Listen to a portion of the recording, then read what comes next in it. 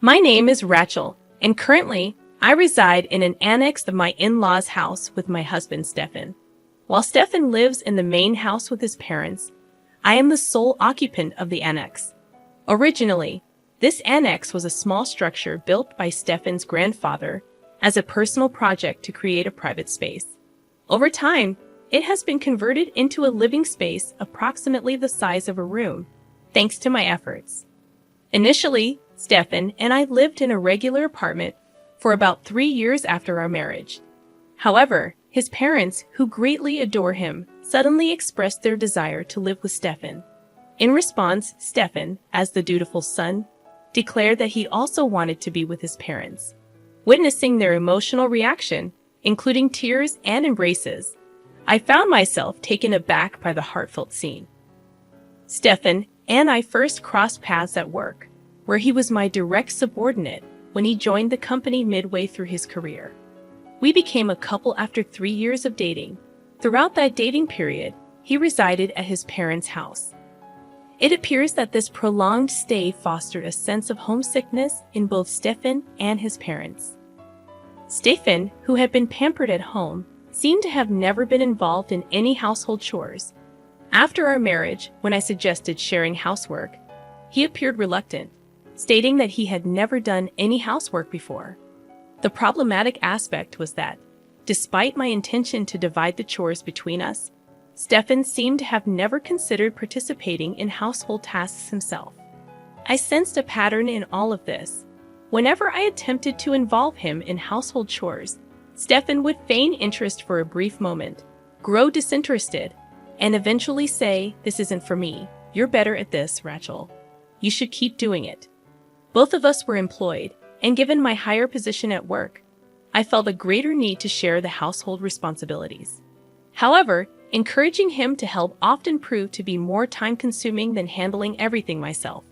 It reached a point where I found it less troublesome to manage everything alone. The dynamics shifted when I transitioned to remote work.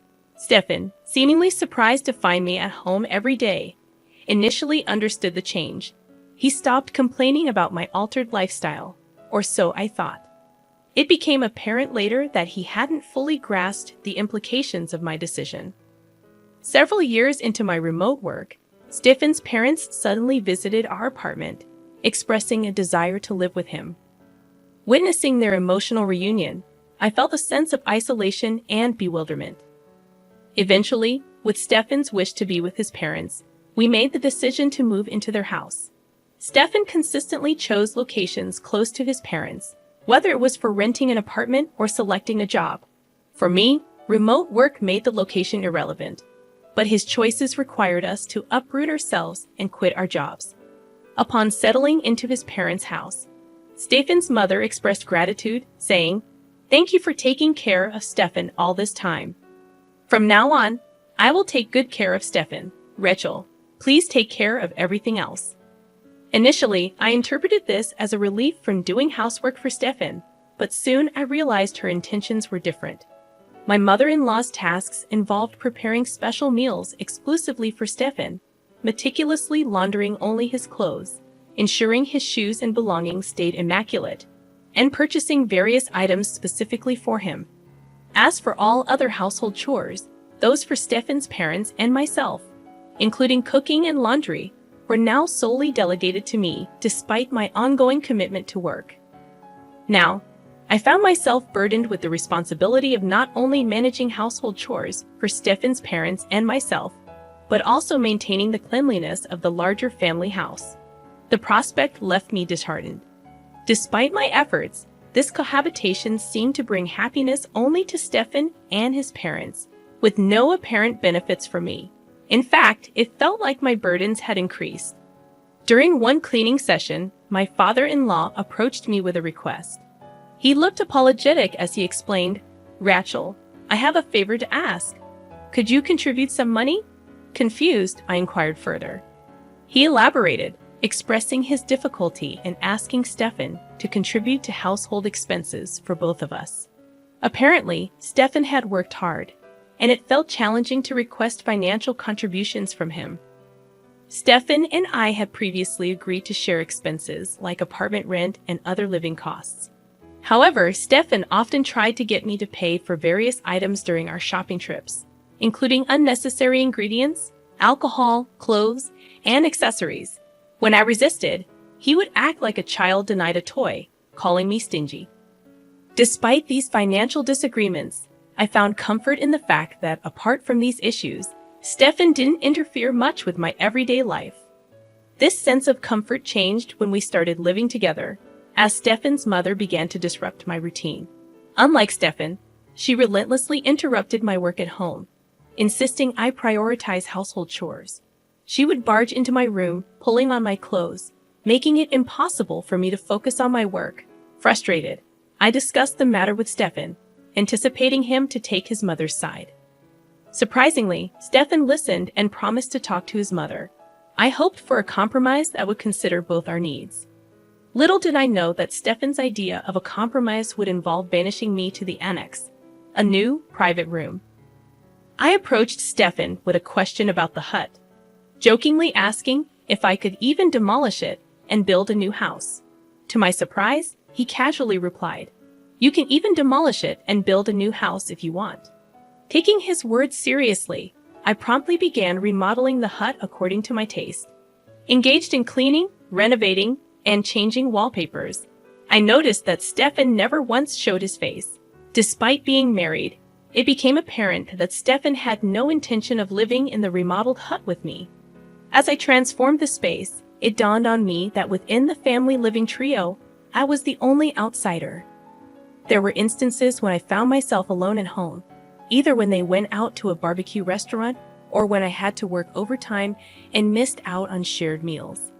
While these spirited plans were usually concocted by Stefan's mother, it seemed clear that she might have been the driving force behind my exclusion, perhaps hoping I would quickly leave her son. Despite this, Stefan had given me the freedom to do anything with the hut, and I took full advantage of it, engaging in DIY projects, installing new shelves, and personalizing the space. I made it my own. Interestingly, neither Stefan nor his parents ever visited the hut after I moved out. Although they must have been aware of my renovations, it seemed like I was no longer considered a part of their family, and they had no interest in my activities. Living away from the main house, especially without Stefan's mother around, I began to relish the independence, almost like living alone. I found solace in the fact that staying in the hut prevented her from interfering with my work.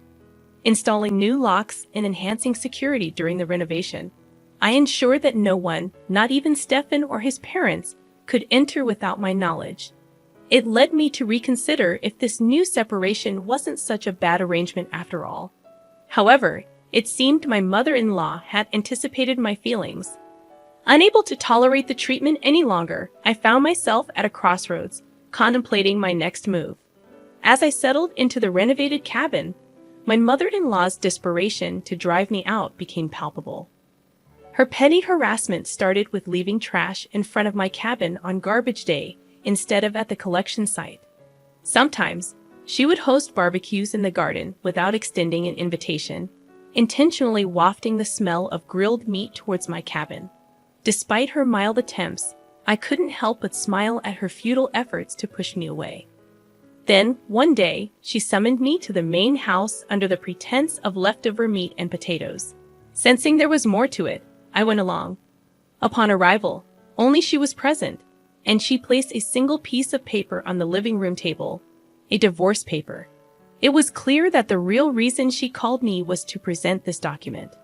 If his mother instructed Stefan to submit it, he would do so without hesitation. All that remained was for me to agree, and Stefan and I could be divorced simply by submitting the paper to the city court. With a proud expression, his mother asserted, "Isn't it about time you gave up? There's no reason for you and Stefan to stay married anymore. Get out, you freeloading, unemployed woman."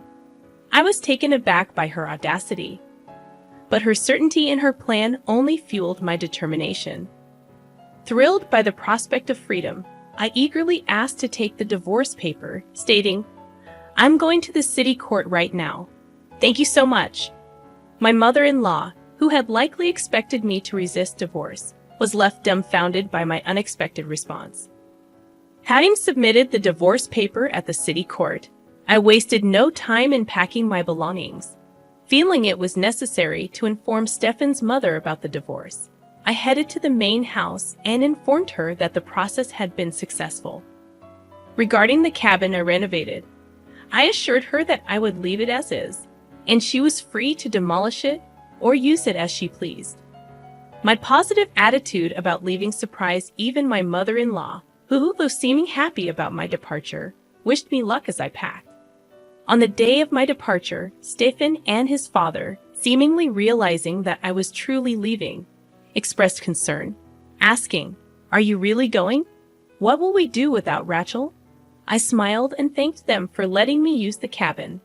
I explained that since there was no point in being married anymore, and we were now divorced, it was time for me to move on. As I organized my belongings, I completed my move to a luxury apartment, a change I had been arranging for. Not long after settling into my new apartment, my mother-in-law called me awkwardly, saying, "Rachel, I need to ask you something." Cheerfully, I responded, "What's up? How's the cabin I'm using right now?" She then inquired about money, mentioning that Stefan had told her I was giving his father $33,000 a month. Confirming that it was true, I explained that despite her earlier accusation of being an unemployed freeloader, I was indeed working. She seemed surprised, thinking I had quit my job. I clarified that I hadn't quit but left the company to become the president of a new company, setting up a remote work system. Her reaction was one of disbelief, and I sighed, realizing that even Stefan was unaware of my promotion. Considering his attitude since we started living together, it seemed he never truly thought of himself as a husband. When asked about my earnings, including my side job, I nonchalantly mentioned it was roughly around $2 million. I may have exaggerated a bit with the $2 million figure.